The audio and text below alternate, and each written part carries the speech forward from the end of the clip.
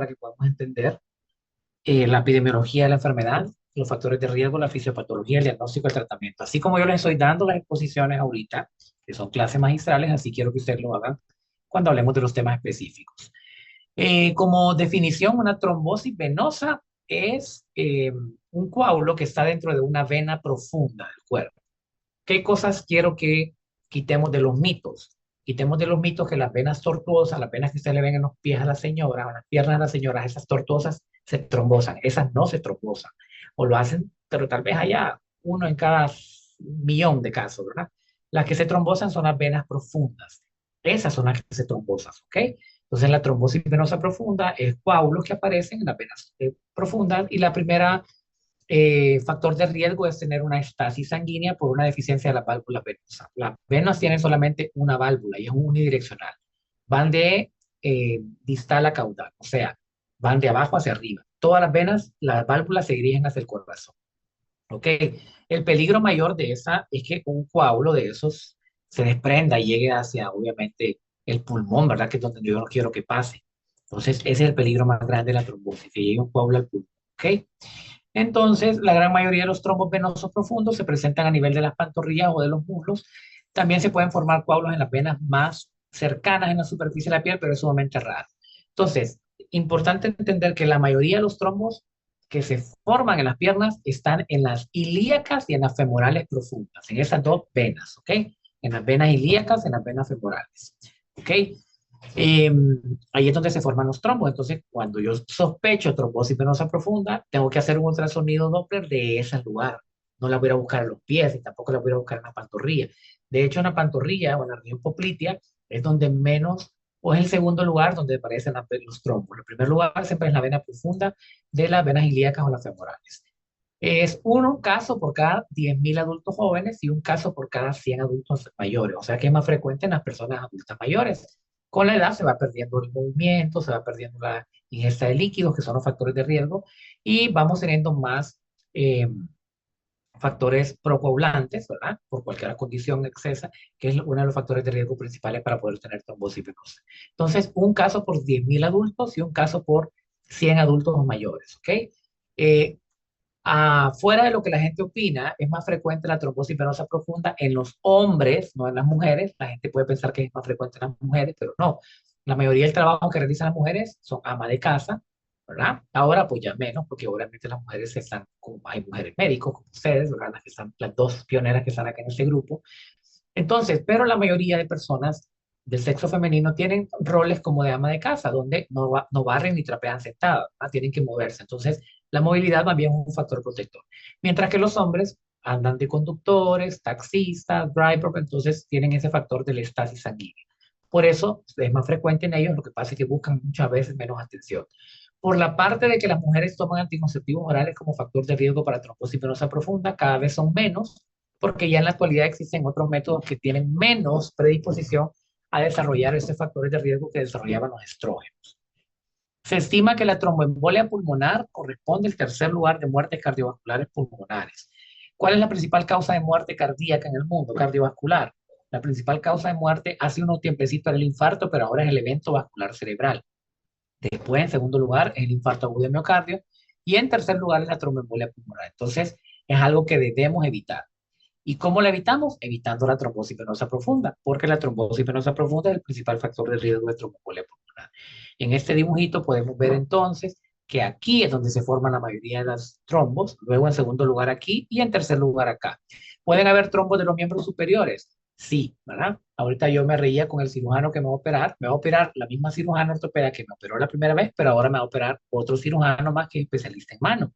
Entonces yo hablaba con él y le decía, ok, la cirugía yo soy internista, ¿verdad? Entonces imagínense que ellos fueron mis alumnos. Es como que alguno de ustedes el día de mañana me llegó a operar de algo. Entonces ellos fueron mis alumnos, fueron excelentes alumnos míos los dos. Y yo hablando con ellos les decía, ok, me vas a hacer isquemia, no voy a sangrar de la mano, pero tengo un riesgo de trombosis venosa, entonces yo me voy a poner badiquete. Pues ya estaba yo sacando mi internista. Entonces me dicen, no, doctor, déjenos trabajar, por favor. Entonces, bueno, eh, el riesgo de que haya trombosis venosa en los miembros superiores es bien limitado, casi no hay. Pero cuando existe, o sea, si ustedes le miran a alguien una mano hinchada porque tiene un trombo en la vena de las manos, o en las venas perdón, en las venas específicamente el tronco venoso de la mano, ¿verdad? Piensen en que el paciente tiene un tumor a nivel del mediastino o un cáncer a nivel del pulmón, ¿ok? En ese caso, usted puede llegar a tener por compresión trombos en las venas de las manos, pero es sumamente raro, lo más raro del mundo, ¿verdad? Para que yo tenga trombosis venosa profunda, tengo que tener entonces una triada. Esa triada se llama triada de Charcot. La triada de Charcot incluye la estasis sanguínea. ¿Qué significa el término estasis, Andrés? O éstasis sanguínea, porque es éstasis sanguínea.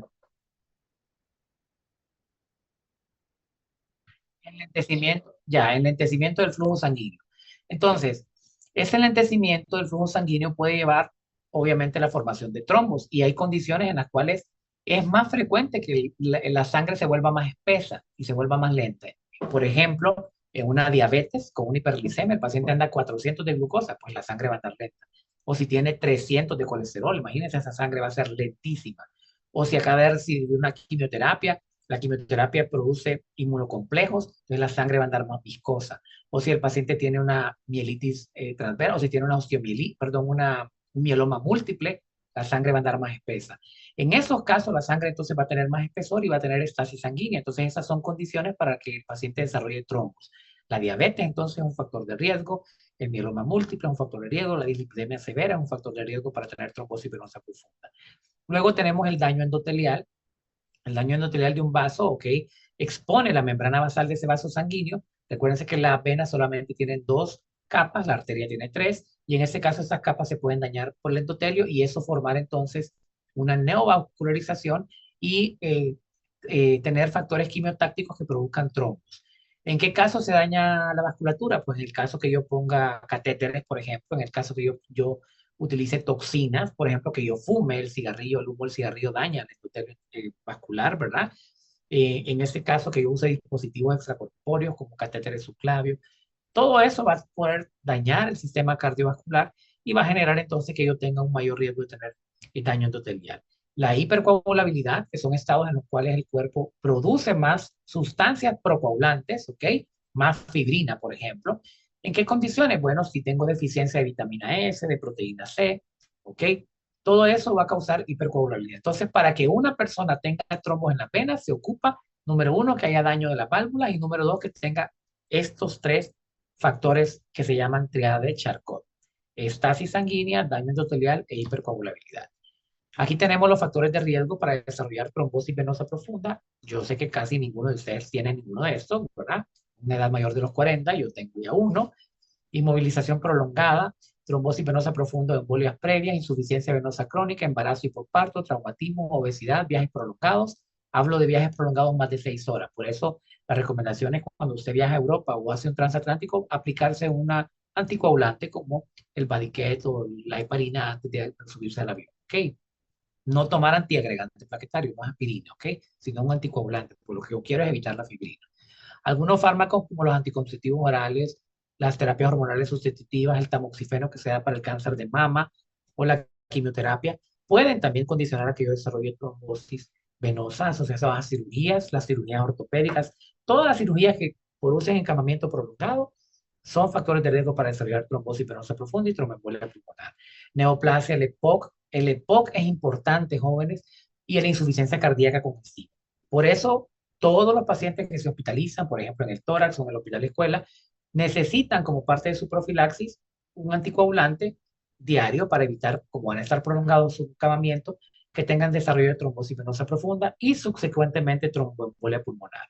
Los pacientes que tienen EPOC, para que tengan una idea, pueden desarrollar trombosis venosa profunda y tromboembolia pulmonar sin haber desarrollado trombosis venosa profunda hasta un 30%. O sea, 3 de cada 10 pacientes con EPOC puede desarrollar por la misma enfermedad tromboembolia pulmonar. Y por eso estos pacientes, cuando se ingresan en un hospital, que se supone que hay una exacerbación, por eso los ingresamos, estos pacientes aumentan ese riesgo de trombosis, de tromboembolia pulmonar y por eso hay que darles anticoagulación a los pacientes. Pregunta cuando yo pase visita y les diga, ¿por qué le está anticoagulado el paciente? Porque tiene insuficiencia cardíaca, tiene tromboembolia, tiene POC y él tiene un 30% de riesgo de tener trombosis venosa profunda. Entonces, algunos factores de riesgo de cada uno de los ítems que engloban la triada de Charcot estasis sanguínea, ya vimos edad avanzada, inmovilización prolongada, infarto del miocardio, el daño endotelial y la hipercoagulabilidad. ¿Cuáles son los síntomas por los cuales le va a llegar un paciente con trombosis venosa profunda? Dolor es el primer síntoma. Va a decir, doctor, me duele la pierna. Cuando usted ve esa pierna, está roja, caliente, inflamada, como lo tenemos aquí, ¿ok? Si usted mira esa pierna cianótica, fría o pálida o negra, eso no es trombosis venosa profunda, eso es trombosis arterial. Y esa hay que correr más rápido, porque obviamente esa es peor, ¿verdad? Pero la trombosis venosa profunda, el paciente va a llegar con un proceso inflamatorio. Si yo le pido a esa paciente BES y PCR, Ricardo Castillo, ¿cómo va a estar el BES y el PCR y por qué? La PCR debería estar positiva, elevada, y la vez debería, bueno, la vez tengo entendido que es para inflamación, ambas, sí, pero la vez es más que todo para infección, entonces No, aquí no hay tiene, infección. tiene un, tiene un chum de las definiciones, están trastocadas. PCR indica más procesos infecciosos. Velocidad de eritrosedimentación indica más procesos inflamatorios. ¿Ok? Al revés, Ricardo. Entonces tiene el Ok. concepto, pero es al revés. Entonces aquí va a estar el B alto y el PCR negativo. ¿Ok? Porque eso no es infeccioso, es inflamatorio. Y si tuviera ese paciente 14.000 glóbulos blancos, Nicole Jam, ¿qué pensaría? ¿Seguiría pensando en trombosis venosa profunda o pensaría en otro tipo de proceso? Quiero que esos Pensaría, cerebros, quiero que esos cerebros empiecen a pensar ahorita. Ajá. pensaría que tiene un proceso infeccioso. Ok, o sea que no puede tener leucocitosis solo por la inflamación. Podría, pero yo Claro, pensaría se que llama puede. síndrome de respuesta inflamatoria sistémica. ¿Cuáles son los ítems? Andrés, vamos a ver, Eric Roque, ¿cuáles son los ítems del síndrome de respuesta inflamatoria sistémica? Uy, no lo recuerdo, honestamente no lo recuerdo. ¿Y por qué no lo recuerdas? Si debería saberlo al dedillo, si es parte de lo que ya vimos. Y es que, Pregunta de examen. sí, sí, sí. Vamos a ver aquí. No me gusta que no contesten lo que ya vimos, porque se supone que lo tienen que estudiar, no solamente leer. Alessandro, ¿cuáles son los ítems del síndrome de respuesta inflamatoria sistémica que lo tienen que manejar Eh, al dedillo? la fiebre, la de taquipnea, taquicardia, la del recuento de leucocitos. ¿Ok? Eh, pero había Para una ser más, más, doctor. Pero para ser más esa, finos, solo son cuatro, ¿ok? Lo otro ya hablaríamos de sepsis grave o sepsis. Pero para ser más finos, que se lo vuelvo a repetir, yo me lo sé, tengo no sé cuántos años de haber pasado por medicina interna, ¿verdad? Y todavía me los aprendí porque me los aprendí para la vida, no solamente para la clase. Leucocitosis o leucopenia, o sea, más de 12.000 o menos de 4.000 glóbulos blancos. Frecuencia cardíaca mayor de 94, frecuencia respiratoria mayor de 30, ¿ok? Mayor de 24, dice la literatura, no mayor de 30. Y la temperatura mayor de 38,3 o menor de 36,1. Esos son los cuatro ítems del síndrome de respuesta inflamatoria. Entonces, volviendo a la pregunta, Nicole Yang, que no la quite de su diagnóstico como primera opción, ¿verdad? Si tiene esa pierna así, una trombosis venosa profunda, porque si usted solo piensa en infección y usted le da antibiótico a ese paciente y se va a su casa y en una semana viene con una tromboembolia pulmonar, fue culpa suya, porque solo pensó en que podía tener una celulitis. ¿Es un diagnóstico diferencial la celulitis? Claro que sí, pero estamos obligados siempre a investigar trombosis venosa profunda. Acuérdense de eso. Entonces, los signos específicos, me voy a tener en tres. El signo de Hoffman, ¿ok? Que es el dolor en la dorsiflexión pasiva del pie. O sea, usted dobla el piecito para arriba, ese es el pie, imagínese el pie, y yo lo doblo para arriba y le duele la pantorrilla al paciente. Eso se llama signo de Hoffman. El signo de Holof, que está acá abajo, es el dolor en la compresión de los gastronemios. Yo le aprieto las pantorrillas y le duele un montón al paciente. Y el signo de Pratt, que es el dolor muscular en la palpación intensa de los músculos flexores de la pierna, ¿ok? Esos son algunos de los signos. Con que me sepan dos de esos, se llaman signos patognomónicos de trombosis venosa profunda. Entonces puede haber parestesia, puede haber dolor.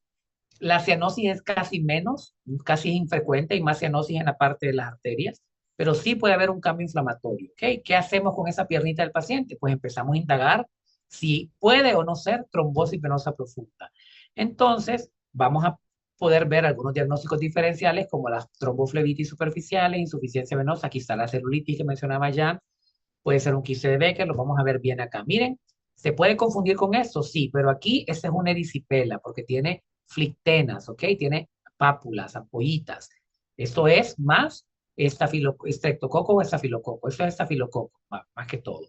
Esta es una celulitis o erisipela, estreptococos, ¿ok? Que entraron por el piecito, tuvo un honguito la persona y por ahí, por las grietas entraron. Hay que investigar diabetes cuando el paciente tiene eso con mucha más frecuente. Esto sí, como es un estreptococo, amerita antibióticos tipo penicilínicos, ¿ok? Puede también confundirse con un linfedema, pero aquí el edema es frío. Siempre que veamos un paciente aquí, si es mujer, hay que pensar en cáncer de útero u ovario, si es hombre, en cáncer de próstata, ¿ok? Que están comprimiendo los linfáticos. Ese es el quiste de Becker, que está en la parte de atrás de la pantorrilla, que puede confundirse porque el paciente puede decir que le duele esa región, y cuando lo palpamos, vemos ese quiste y lo palpamos, ¿verdad? Y se ve la forma del quiste.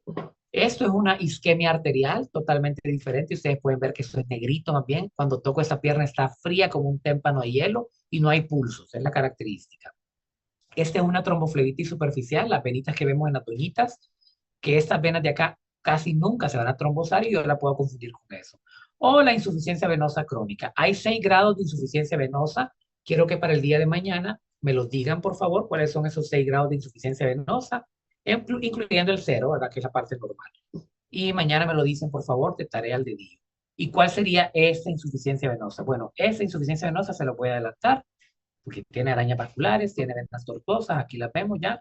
Sería una insuficiencia venosa más o menos grado 4 ya, ¿verdad?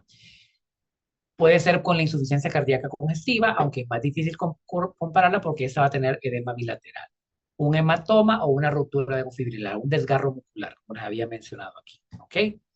¿Cómo se hace el diagnóstico? Primero con la sospecha clínica. ¿Cómo la sospecho? Le llega el paciente con la piernita como lo vimos anteriormente y entonces le hago la escala de Wells. La escala de Wells es un cuestionario que yo le voy a hacer al paciente y le voy a ir preguntando sí o no lo tiene. Y si dice sí, tiene, entonces hago una suma de un puntaje. Si el puntaje me sale más de 3, entonces tiene un alto riesgo de tener trombosis venosa profunda. En siguiente lugar, vamos a hacer un dímero D. ¿Qué es el dímero D? Es un producto de degradación de la fibrina. O sea, el dímero D es una sustancia que se presenta en el cuerpo cuando hay un coágulo y ese coágulo se empieza a destruir. Se libera una sustancia que se llama dímero D. Entonces, si hay dímero D, significa que hay un coágulo. ¿Ok? En un infarto agudo de miocardio, ¿tengo dímero D elevado también, Andrés Amador? ¿O no? ¿Podría tener dímero D elevado en un infarto?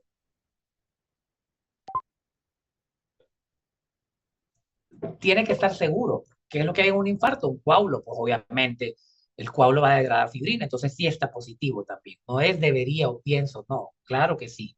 Sí, doctor, porque hay un coágulo, ¿ok? Esa es la pregunta, la respuesta que yo quiero escuchar. Estar seguros. Pero el problema del dímero D es que tiene un valor predictivo negativo. ¿Qué significa? Si me sale positivo, puede ser tromboembolia pulmonar o trombosis venosa profunda, pero puede ser otro montón de cosas más. Imagínense ustedes en qué condiciones me puede salir un dímero D positivo. ¿Qué condiciones? Menciónenme algunas condiciones donde hay trombos. Vamos a ver. Raúl Perino. Lo que se le ocurra donde hayan trombos. O coágulos, pues, para que me pueda entender si no entiende trombo. En un caso de, de coagulación diseminada, pues. Sí, una CID. ¿Qué más? Algo más fácil. Juan Diego.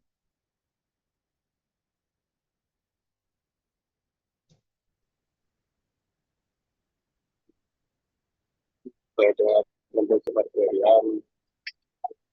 ¿Perdón? No le escucho. Se me ocurre algo específico ahorita. Daniel Osorio, ¿todo?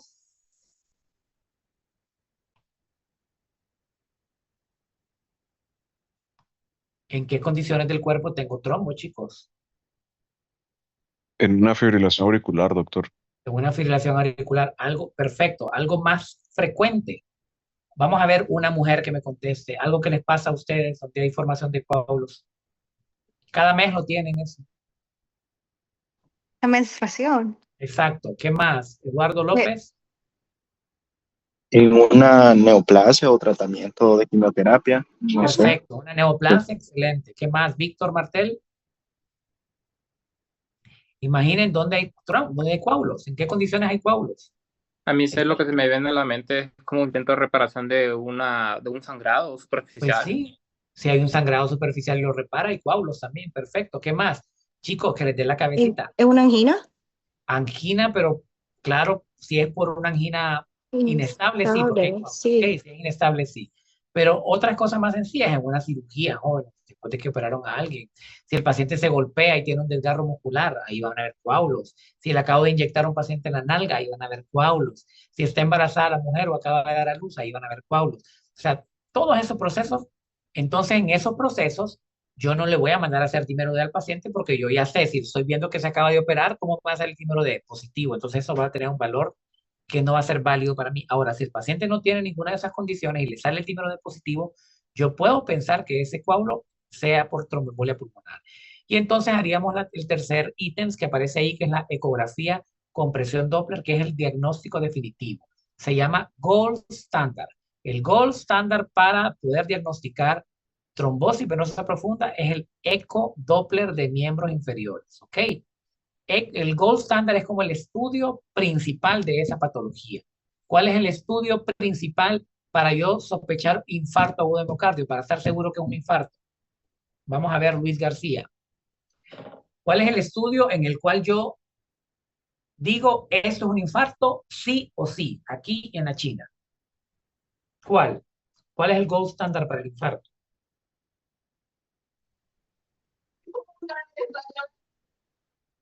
¿Perdón? No escucho.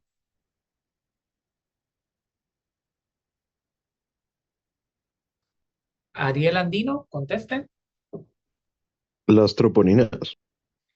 Las troponinas no son gold standard, ¿ok? Sí, obviamente son un factor que me va a decir si está positivo puede ser un infarto, pero puede tener troponinas también en una tromboembolia pulmonar, sobre todo la troponina I. Pero cuando yo digo que es un infarto, cuando veo el trombo y en qué estudio se mira el trombo. En un ecocardiograma. En el infarto, usted mira el trombo en el eco. En una angiografía. Angiografía coronaria. Ese es el estudio o una intervención coronaria percutánea. Pero la angiografía coronaria es el estudio diagnóstico definitivo para un infarto, ¿ok? Porque yo estoy viendo ahí, ¿ok? Ese trombo, ¿de acuerdo? Entonces yo lo estoy viendo en ese momento, ese trombo, ¿ok? Entonces aquí, ¿cuál es el score de Wells? Bueno, viene doña María con la pierna hinchadita y yo le pregunto a doña María, ¿ha tenido cáncer activo o ha estado en tratamiento en quimioterapia en los últimos 6 meses? Me dice ella, no. Entonces tiene 0 puntos aquí. Doña María, ¿usted ha estado con parálisis o paresia o ha estado inmovilizándose pierna durante 3 semanas? Me dice, no, le doy 0. ¿Ha estado en reposo, doña María, más de 3 días sin moverse de su cama? Me dice, no, 0. ¿Ha tenido dolor en el trayecto del sistema venoso profundo? Me dice, sí. Entonces le doy 1 punto, doña María. ¿Y ha estado con inflamación de toda esa pierna? Sí, me va a decir, le doy 2 puntos. Y al momento de verla, yo la voy a medir y si esa pierna le mide más de 3 centímetros referente a la otra pierna, entonces yo le voy a dar 1 punto más y en efecto le mide más. Entonces ya tiene 3 puntos. Y ha estado con edema esa pierna y le aprieto y ha tenido esta fobia, se le hunde la piernita así, sí, me va a decir ella, sí. Tiene presencia de circulación colateral, yo le puedo ver las venas varicosas, si se las veo le doy otro punto, ya llevaría 5. ¿Ok? Y no ha tenido fiebre, tampoco tiene diabetes, entonces yo no sospecho que sea erisipela. Entonces aquí le pongo menos 2 puntos. Entonces teníamos 5 menos 2 son 3. Le sale un puntaje de 3 en escala de Wells. La literatura me dice que si tengo mayor o igual a 3, tengo una probabilidad alta de tener trombosis venosa profunda. Entonces yo le digo, mire, doña María, tiene usted una alta probabilidad de tener trombosis venosa profunda. Entonces le voy a hacer un examen que se llama, ¿cómo? ¿Cuál es el segundo examen? Luis David Betanco. Choluteca. Se le haría dímero D. Dímero D, perfecto. Entonces el dímero D es un producto de degradación de la fibrina que tiene un valor predictivo negativo. Le sale positivo el dímero D. Entonces necesito hacerle un tercer examen que es el confirmatorio, que es el ecodoppler venoso. ¿Ok? Venoso. Y se debe siempre, jóvenes, hacer de las 2 piernas. ¿Por qué? porque probablemente tenga trombosis en una, pero probablemente tenga trombos en otra pierna y no tenga trombosis en ese momento en la otra pierna, pero sí tenga los trombos, la formación de los trombos. Y a mí me interesa saber si tengo en las dos piernas o una sola para tomar decisiones a futuro de acuerdo a lo que voy a hacer con el tratamiento, que yo se lo voy a explicar después. Entonces, con referente al diagnóstico de esta paciente, hay otros métodos diagnósticos como la flebografía. Antes era el gold standard la flebografía, ahora ya no, porque en la flebografía inyectábamos un medio de contraste y ahora lo que queremos es hacerle menos daño al paciente. Entonces, el gold standard ahorita es el ecodoppler. ¿Ok? Ahora, si el paciente es obeso, que la pierna, yo necesito un sonar para poder ver las venas, ese paciente no ocuparía una ultrasonido, ese sí ocuparía una flebografía y por eso no sale del mercado la flebografía. Si cualquiera de ustedes en este momento tiene trombosis venosa profunda, que son jóvenes atléticos, que caminan, que se hidratan, que no toman Coca-Cola, que no fuman, no toman alcohol, que pasan caminando de arriba para abajo, que no deberían de tener trombosis venosa profunda, tienen trombosis en ese momento, yo les haría a ustedes un estudio en busca de una trombofilia. Les haría antitrombina S, antitrombina C, resistencia a la proteína C. ¿Por qué? Porque no es normal que un joven como ustedes tenga trombosis venosa profunda. Entonces, en un paciente que es jovencito, que es inusual, idealmente el paciente que es la primera vez que tiene trombosis venosa profunda, yo le debería mandar a hacer estos estudios, ¿ok? En busca de trombofilia. Vean ustedes este esquema que a mí no me agrada en lo particular porque todo termina en ecodoppler, ¿verdad? Al final el ecodoppler es sine qua non. Yo siempre les digo, el ABCD es escala de Wells, dímero D, cuando se puede hacer, y el ecodoppler, que es el final común. Si yo tengo menos de 2 puntos en escala de Wells, entonces yo le voy a mandar a hacer un dímero D para confirmar. Si el dímero D está negativo, yo digo no tiene trombosis venosa profunda. Pero si el dímero D está positivo, yo le hago un ecodoppler. Si ese ecodoppler está normal, yo digo no es trombosis venosa profunda, tenía el dímero D positivo por cualquier otra cosa. Pero si el ecodoppler está positivo, entonces yo le doy tratamiento. Si tiene una escala de Wells mayor de 2 puntos, ya no le hago dímero D, de un solo le hago Doppler. Pero si el Doppler me sale normal, siempre le hago un dímero D. ¿Ok? Si el Doppler me sale positivo, pues ya diría que es trombosis y le doy tratamiento.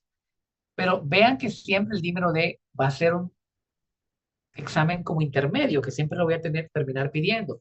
Entonces lo voy a pedir siempre y cuando el paciente tenga las condiciones para hacérselo. Pero si la mujer acaba de tener hijos, si tiene una cirugía hace 2 semanas, si acaba de recibir un golpe y tiene un traumatismo, obviamente no se lo voy a hacer porque yo sé que me va a salir positivo. Si yo no hago nada con ese paciente que tiene trombosis venosa profunda, se me puede complicar. Y las complicaciones pueden ser la más temida, una tromboembolia pulmonar, que se vaya un trombo hacia el pulmón. Número 2, un síndrome post-trombótico, una flegmasia alba, una cerulea dolens y una recurrencia. Aquí está, miren, arriba vemos una tomografía con un trombo aquí. Miren, este es un trombo en la arteria pulmonar. Aquí vemos un síndrome post-trombótico que se llama insuficiencia venosa. Esta sería una grado 6 y esa sería una grado 5. Mañana me van a decir por qué. Una cerulea dolens, ¿verdad? Que es como los cambios de coloración violáceos después de trombosis venosa profunda, tromboembolia pulmonares. La flegmasia alba, que puede ser una edema mixto, que puede ser venoso y linfático, ¿verdad? ¿Cómo tratamos entonces la trombosis venosa profunda? Lo primero es prevenir que ese trombo siga creciendo. Entonces, voy a decir, mire señora, tiene que andar medias compresivas. ¿Cuáles son las medias compresivas ideales? Son las que llegan hasta el glúteo o hasta la región media del muslo. No me sirven las medias compresivas que son hasta la pantorrilla, porque esas más bien aumentan el riesgo de que se desprenda el trombo hacia el pulmón. Entonces, lo que hago yo es medidas no farmacológicas primero. Luego, después de las medidas no farmacológicas, casi al par, le voy a dar fármacos. Y si no mejora, entonces vamos a utilizar las medidas quirúrgicas. Dentro de las medidas no farmacológicas están las higiénico-dietéticas. Le voy a decir, señora María, tiene que tomar 3 litros con agua, 40 ml por kilo, mejor. Tiene que usar medias compresivas, que ahí están, ¿dónde son? ¿Cuáles son? Tienen que ir apretando más desde aquí y menos acá arriba, y hasta la altura de la pierna. Si son hasta aquí, no sirve. Y le voy a decir, señora, empieza a caminar un montón para empezar a mover esos trombos. Y luego voy a darle tratamiento que consiste en analgésicos y anticoagulantes. Anticoagulantes son los que evitan la unión de la fibrina. Como no es parte de la clase del tratamiento, solo lo voy a dejar aquí, tratamiento analgésico y anticoagulantes. En el caso que el paciente utilice, porque ese es el tratamiento correcto, que cuando estén en clase de 6º año, pues ya vamos a hablar un poquito más de eso, y cuando sean internos ya tienen que saberlo manejar perfectamente. Pero deben de saber que los tratamientos orales aquí deben de tener anticoagulantes que pueden ser orales o inyectados, que los inyectados se pueden dar 7 días y los anticoagulantes orales por más tiempo, que el tratamiento de la trombosis venosa profunda es por 3 meses si es una sola pierna, si es la primera vez. Si ya le dio más de una vez, entonces lo vamos a tratar más tiempo. Vamos a tratar de 3 a 6 meses. Y si es de las 2 piernas, lo voy a tratar 6 meses. Y si el paciente tiene trombosis venosa que ya había sido recurrente en las 2 piernas, le voy a dar tratamiento para el resto de la vida. Y si la paciente tiene algún cáncer o algún proceso procoagulante, pues le voy a dar tratamiento para el resto de la vida. Pero en general se trata 3 meses si es una pierna, si son 2, 3 a 6 meses y si es recurrente, 6 meses. ¿Ok? Entonces, ¿qué hacemos cuando el paciente tiene un trombo demasiado grande que yo no le voy a dar anticoagulante porque yo sé que no le va a resolver el problema? Y es un solo trombo en toda la vena safena, por ejemplo. Entonces, aquí yo voy a acudir a las medidas quirúrgicas. ¿Cuál es la medida quirúrgica que le voy a hacer? Una trombectomía quirúrgica. Le voy a meter un catéter y le voy a aspirar ese trombo grandote de la vena y la vena va a quedar libre. ¿Qué pasa si doña María tiene llena de trombo las 2 piernas? Yo sé que con los anticoagulantes no se le van a deshacer esos trombos, ni con los fibrinolíticos tampoco, porque le tengo que dar mucho fibrinolítico y más bien es el riesgo más que pueda desarrollar una hemorragia. Entonces lo que hago es que le pongo un filtro de vena cava inferior. Entonces el filtro es como un pascón que se pone en la vena cava y ese pasconcito lo que va a hacer es, cuando se desprendan los trombos de las piernas, van a atrapar todos los trombos en el pasconcito y el pasconcito tiene anticoagulante, entonces ahí mismo se van a empezar a degradar los trombos para que no me lleguen al pulmón. O sea, van a quedar los trombos atrapados aquí en la vena cava porque van a tener un pasconcito. ¿Ok?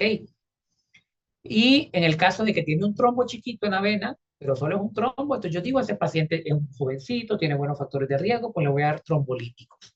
Al igual que se los damos en el infarto. Entonces le voy a dar estreptoquinasa, apteplasa, retaplasa, tenecteplasa, cualquiera de ellos. ¿Ok?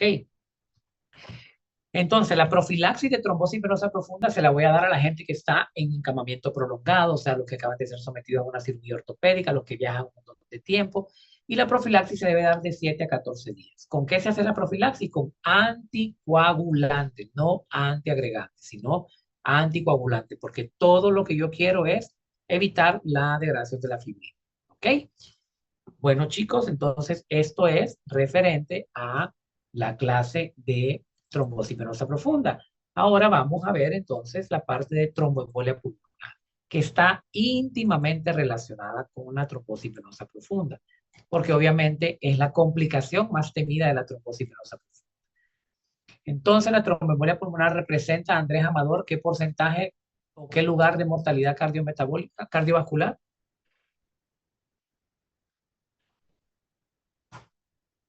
A la 1, a las 2 y a las 3. Sepan que les estoy bajando puntos los que no contestan, ¿verdad?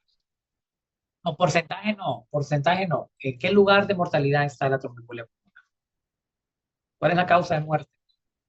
Tercera causa de muerte. Cuando contestan como Andrés contesta, deja demasiadas dudas a la gente. Entonces, si ustedes le contestan así a un paciente, jamás va a creer en ustedes, su paciente. Tienen que estar seguros de que yo les estoy, lo que les estoy diciendo. Y tienen que estar seguros de lo que están contestando. Si son dudosos, van a ser malos en transmitir la información y los pacientes no van a creer en ustedes. ¿Ok? Tercer lugar. Ok, ¿qué es la tromboembolia pulmonar? De nuevo, definición, epidemiología, o sea, les estoy enseñando cómo quiero que me presente, ¿ok? Factores de riesgo, fisiopatología, diagnóstico, tratamiento, profilaxis. Es la tercera causa de muerte, es la secuela de la trombosis venosa profunda. El tromboembolismo pulmonar es una urgencia cardiovascular relativamente común, ¿ok? Y la oclusión del lecho arterial pulmonar, pues, puede producir una insuficiencia ventricular derecha aguda. Ahí tenemos la fisiopatología, tenemos la triada, que es la estasis sanguínea, el lesión endotelial y el estado de hipercoagulabilidad. ¿Ok? Siempre la triada de Virchow va a estar presente en la tromboembolia pulmonar. Aunque aquí es importante que sepan que en la tromboembolia pulmonar el 80% de los trombos que se llegan al pulmón vienen de las piernas. Pero hay un 20% de esos trombos que se va a formar ahí en el pulmoncito. En el caso que tenga EPOC, por ejemplo, el paciente, en el caso que tenga un tumor que esté comprimiendo los vasos sanguíneos arteriales pulmonares, pero la mayoría de los trombos vienen de las piernas. Entonces, ¿de qué forma, Daniel Osorto, yo me voy a dar cuenta que el paciente que tiene tromboembolia pulmonar en este momento tiene o no tiene trombos en las piernas? ¿Qué examen le tengo que hacer a ese paciente, aunque llegue por tromboembolia pulmonar? Que se lo tengo que hacer sí o sí. Daniel Osorto a la 1, a las Una 2, eco, doctor. ecodoppler, exacto. Entonces, aunque suene descabellado, usted le va a decir, doña María, usted tiene un trombo en el pulmón, pero necesito hacerle un ultrasonido de las piernas. Sí, pero si mi problema es el pulmón. Entonces usted le va a explicar, sí, pero es que el 80% de los trombos que te llegaron al pulmón vienen de la pierna. Y necesito saber si tiene una o dos piernas. ¿Por qué resulta entonces, Víctor Martel, que doña María tenía las dos piernas llenas de trombo? Entonces, ¿qué conducta va a tomar usted, Víctor Martel, como parte del tratamiento? Con conducta se refiere a cuánto tiempo. No, ¿qué va a hacer con esa paciente? Ok, primero, al saber qué son las dos piernas, pues yo lo trataría primero con medio de las medias, de tratamiento que son de los 6 meses, proceder de 3 a 6 meses. Y también sería como el hecho de poder como succionar los trombos. Ay, ¿qué más? Todo lo que dijo está bien, pero ¿qué más va a hacer con ella? Vamos a ver, Ahí sí. Andrés Amador, si le ayuda. Vamos a ponerle un filtro, ¿ok? Vamos a ponerle un filtro. Volvemos a contestar así, ¿verdad? Es el filtro de vena cava inferior, ¿ok? Entonces, para eso es importante que sepan todo lo que estamos hablando, para saber la conducta que se va a ir tomando. Entonces, pregunta de examen, el 80% de los trombos llegan de las piernas, el 20% se forman dentro del pulmón o son idiopáticos. Los factores de riesgo altos para poder desarrollar tromboembolia pulmonar es tener una trombosis venosa profunda, ¿verdad? Que yo tenga una fractura de cadera de pierna, que esté casi 6 meses sentado parado, ¿verdad? Una prótesis de cadera o rodilla, que voy a estar 6 semanas encamado, que me haya operado todo el abdomen, una laparotomía exploratoria, o que tenga una múltiple cirugía por un traumatismo, que tenga una lesión medular, que el paciente va a estar ahí con una lesión medular que no se va a poder mover para nada. Y si no está recibiendo anticoagulantes ese paciente, ese es un factor de riesgo para desarrollar tromboembolia pulmonar. El embarazo y el posparto, porque vamos a estar encamados un tiempecito, son factores de riesgo moderados. Y los débiles es la obesidad, las cirugías laparoscópicas, pero vean que la obesidad por sí sola es un factor de riesgo para tener tromboembolia pulmonar, ¿verdad? Y trombosis venosa profunda. Entonces resulta que aquí se formó el trombito, ¿verdad? Permítame. Ay. Aquí se formó el trombo en la vena femoral y el trombo se desprendió y pasó a la vena cava inferior y de la vena cava llegó hacia el aurícula derecha, de la aurícula derecha pasó al ventrículo derecho y del ventrículo derecho pasó a la arteria pulmonar y la arteria pulmonar se quedó enclavada aquí. Vean ese montón de trombos. Entonces, todo lo que está aquí dejó de recibir sangre y entonces se va muriendo y se infartan los pulmones. Y eso es lo que puede causar una tromboembolia pulmonar, infarto de los pulmones. Y después, ¿cómo respira el paciente? Pues obviamente por eso se muere, ¿verdad?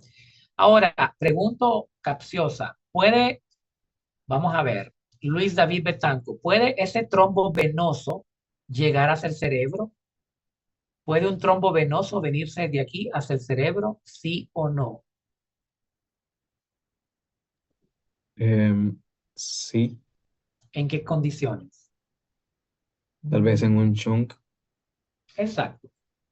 Perfecto, ¿verdad? Excelente respuesta. Si aquí tengo abierto el tabique interventricular, pues el trombo va a pasar de aquí a aquí y después va a ir al cerebro, ¿verdad? Es la única causa.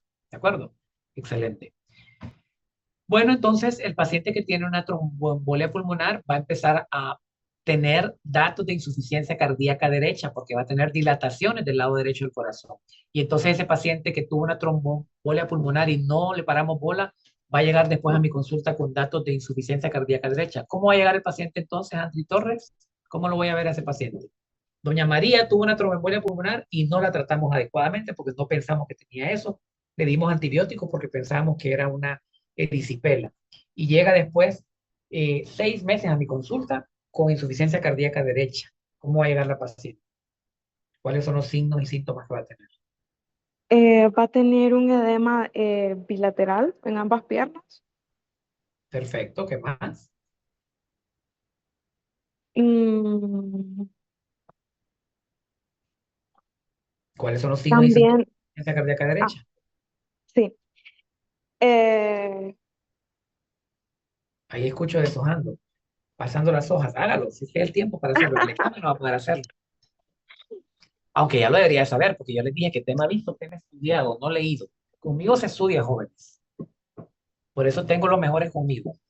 Ajá. Entonces, ¿qué más? Signos y síntomas de insuficiencia cardíaca derecha. Ya dijo edema de miembros inferiores. ¿Qué más? Va a tener también insuficiencia cardíaca izquierda. No. No. Signos y Ok. síntomas de insuficiencia cardíaca derecha. Nicole, Aumento de la dígale, presión. ayúdele. Digamos, tomando en consideración que la insuficiencia cardíaca derecha como tal es sistémica, como dijo Andri, tendríamos edema, tendríamos ascitis, podríamos tener hepatomegalia, hipertensión portal, icturia, edema e hipovolemia. Perfecto, excelente. Ingurgitación yugular le faltó, ¿verdad? Pero perfecto, ¿ok? Eso es lo que quiero que manejen. ¿Cuáles son los signos y síntomas? Los de izquierda, ¿cuáles son, Andri? Me preocupa que no tengamos claridad en eso. Dígame los de izquierda, ¿cuáles son los signos y síntomas de insuficiencia cardíaca izquierda? Andri, y Nicole puede bajar la manito. Sí, disnea, Ajá, tos, ajá, dolor torácico perfecto, excelente, excelente, ¿ok? y Sí puede haber. cianosis. Angina, ¿no? Cianosis no tanto, pero angina sí, ¿ok? Ok.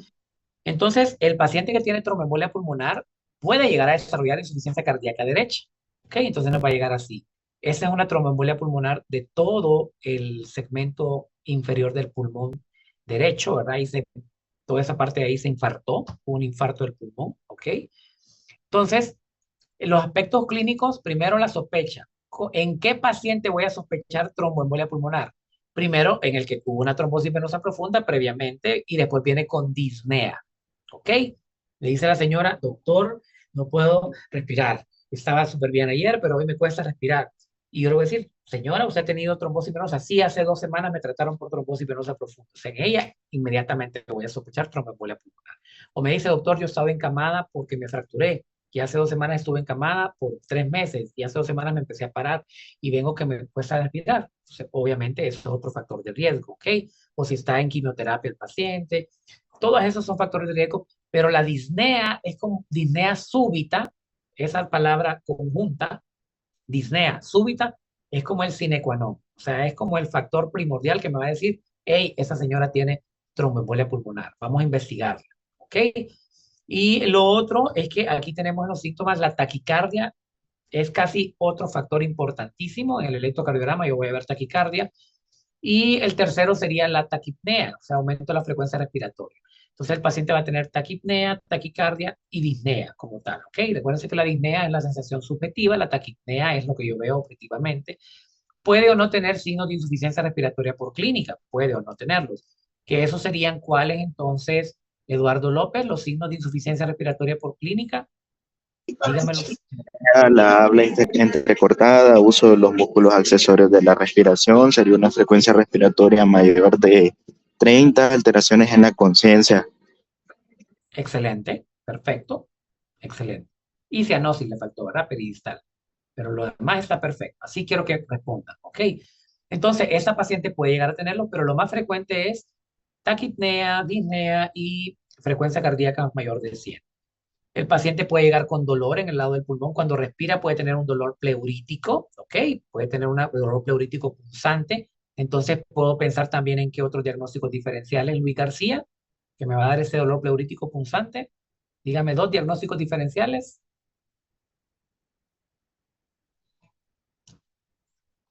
Ok, Alessandro. Pericarditis, ¿Y? condria. Lo que dijo que tenía el paciente de ayer del electrocardiograma, pero no me acuerdo cómo. Costocondritis, Costocondritis. síndrome de TSE, ok, perfecto, excelente, ¿verdad? Excelente, a pesar de la dislexia. Eh, Costocondritis o síndrome de TSE. Entonces yo puedo pensar en eso. Ahora, cuando yo lo ausculto, obviamente no va a tener frote pericárdico ese paciente y va a estar más taquipneico, ¿verdad? Entonces le voy a preguntar los criterios de Wells para tromboembolia pulmonares, que casi son los mismos para trombosis venosa profunda. Se ha tenido cáncer activo, se ha tenido hemóptisis, se ha tenido cirugías recientes que han prolongado el encamamiento, si hay una frecuencia cardíaca mayor de 100, eso lo voy a hacer con el pulso, si ha tenido una trombosis venosa profunda previa, si tiene signos clínicos de trombosis venosa profunda, o si no hay otro diagnóstico más probable. Y aquí, de acuerdo al puntaje, yo digo, este señor o esa señora tiene tromboembolia pulmonar. Esos son criterios canadienses que no me interesa que los aprendan, son los de Wells.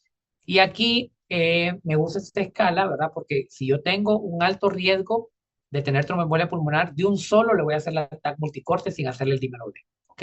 Pero si tengo un riesgo moderado o bajo, voy a empezar con el dímero D primero y después le voy a hacer una angiotac múltiple de corte o una angiotac de tórax. ¿Cuál es el gold standard para tromboembolia pulmonar? La TAC multicorte. O otros le dicen angiotac de tórax, ¿ok? La TAC multicorte de tórax o la angiotac de tórax es el gold standard para el diagnóstico de tromboembolia pulmonar.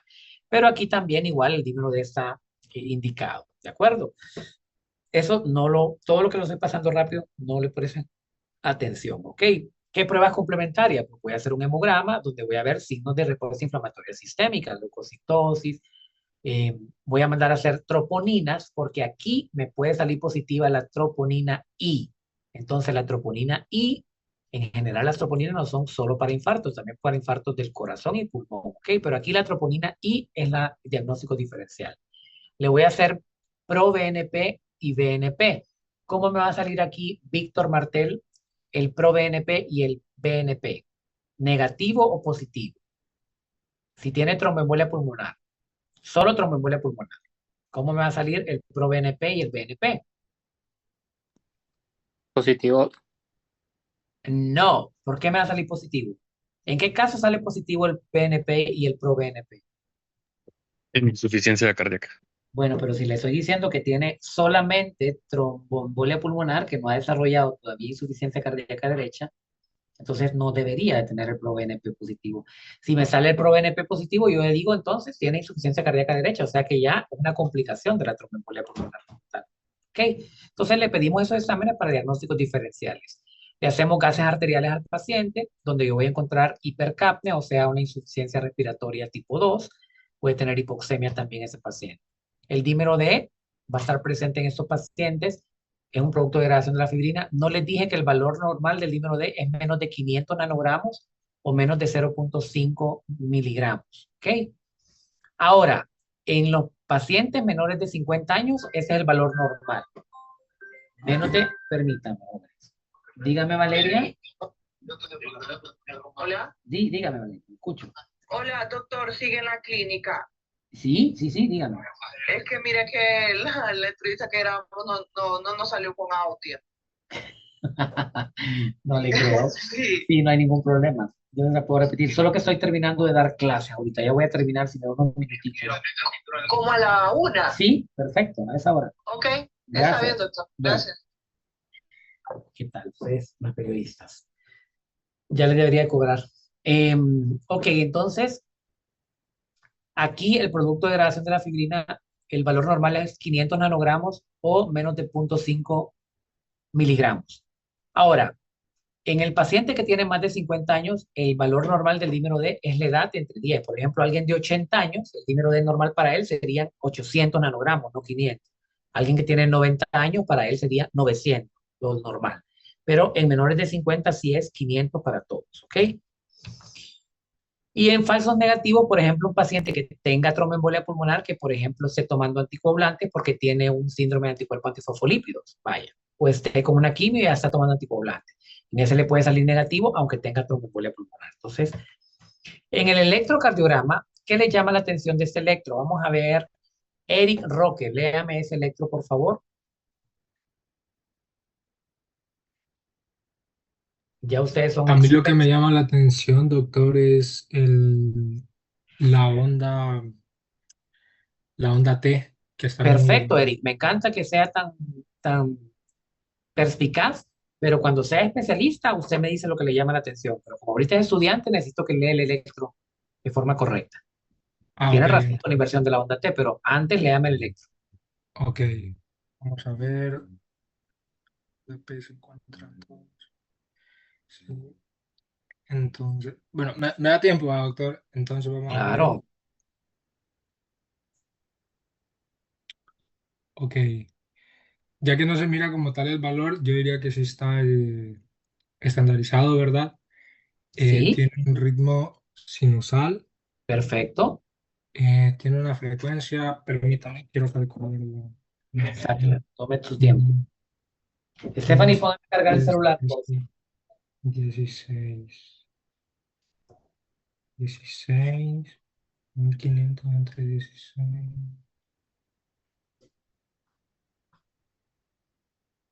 Tiene una frecuencia de 93 o 94 si lo redondea.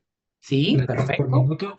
Excelente. El eje cardíaco, vamos a ver, está positivo y en ABF está positivo. Tendría un eje cardíaco normal, doctor. Perfecto. ¿Y qué le llama la atención? Me dijo. El Bueno, elemento, me falta el PR y el QRS, ¿verdad? No lo interrumpo. ok. El PR a 2 cuadritos, entonces estaría normal. Ok. Y el QRS no lo veo tan prolongado. Está Entonces desde una computadora, porque si está desde un celular, creo que le puede dar zoom. estoy desde una computadora, doctor. Ah, ok, perfecto. Sí. Sí, porque no se puede.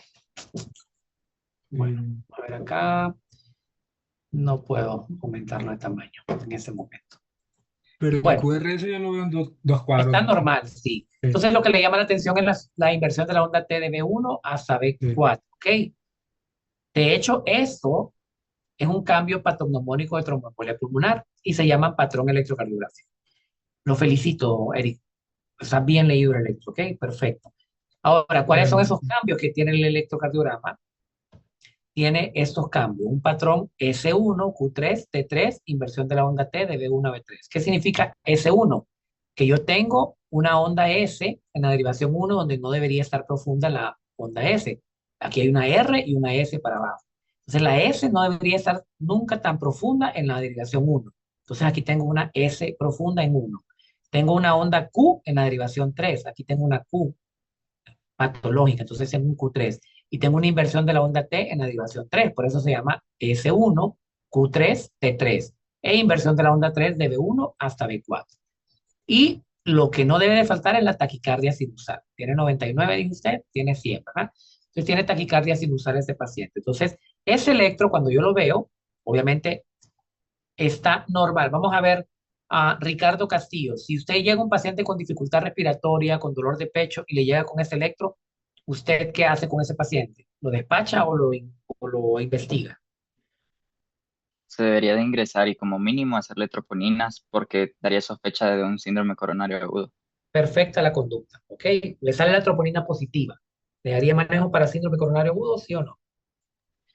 Sí, y se debería de investigar la otra propuesta porque, según nos explicó, siempre hay que tener esa mentalidad profiláctica para evitar complicaciones. Exacto, ¿ok?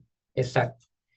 Perfecto, pero si le da tratamiento para el infarto, ¿le va a ayudar al paciente? Claro que sí. ¿Alguien lo va a juzgar? Porque va a decir, no, no está infartado. Claro que nadie lo va a juzgar porque está haciendo lo correcto. Ahora, cuando le hagamos el ecocardiograma, obviamente no va a salir el paciente y cuando encontremos en el eco trombos o una insuficiencia cardíaca derecha, podemos sospechar de tromboembolia pulmonar, ¿ok? Ahora, siempre es importante ahondar más en el caso, ¿ok? Y por eso es importante mandar las troponinas específicamente, ¿de acuerdo? ¿Por qué? Porque si solo le hace troponina en general le va a salir positiva y lo manejó como un infarto ese paciente y es lo que muchas veces ocurre, que lo manejan como infarto y lo que realmente tenía era un infarto pulmonar. Y el paciente mejora, sí, mejora por los anticoagulantes, pero tiempo después llega con insuficiencia cardíaca derecha porque lo que tenía realmente era un infarto pulmonar. Entonces siempre hay que preguntar un poquito más, ¿verdad? Ante ese paciente. El electrocardiograma, entonces, en el 70% de los pacientes va a ser un electrocardiograma normal, solamente un 30% va a tener estos cambios que les dije ahorita. Ahí está, la onda S en 1, la inversión de la onda T en la derivación 3, la onda Q patológica en 3 y la inversión de la onda T desde B1 hasta B3, ¿ok? La radiografía de tórax, la mitad van a ser normales y la mitad no. El 50% de las rayos X de tromboembolia pulmonar van a ser normales y el 50% van a ser anormales. Y cuando son anormales, ¿qué voy a encontrar? El signo de Fletcher, que es como un rayo de flash, ¿ok? Ustedes que son más de esa generación, miran a flash, entonces es un rayo y es un signo de Fletcher. que pareciera tromboembolia pulmonar. Yo he diagnosticado ya esas tromboembolias con ese signo. Ese es el signo de Paya, que es como un reforzamiento del hilio pulmonar. Ustedes ven que ven un doble contraste, ¿verdad? Aquí se llama signo de Paya. Tenemos el signo de Westermann, que es como el engrosamiento de la arteria pulmonar. Vean qué gruesa se mira toda la arteria pulmonar acá. Se llama signo de Westermann. Y la joroba de Hampton, que es como una joroba de un camello, dicen ellos, ¿verdad? Mándala con cannabis sativa, el que lo investigó. Entonces dicen, y ese es el infarto del pulmón y aquí es la arteria, ¿ok? Esto podría también confundirse con que Víctor Martel, si usted mira esa placa, ¿qué podría pensar también que tiene el paciente? No se me viene nada a la mente, doctor. ¿Perdón? No se me viene nada a la mente. Vamos a ver, Nicole, ya. Ese paciente tiene dificultad respiratoria y llega con esa placa, ¿qué pensaría también? Podría ser una neoplasia o podría ser un EPM. O también, ¿qué más? Más frecuente que esas dos cosas. Simple y llana. ¿MTB? No. No. Dígame, Neumonía. neumonía.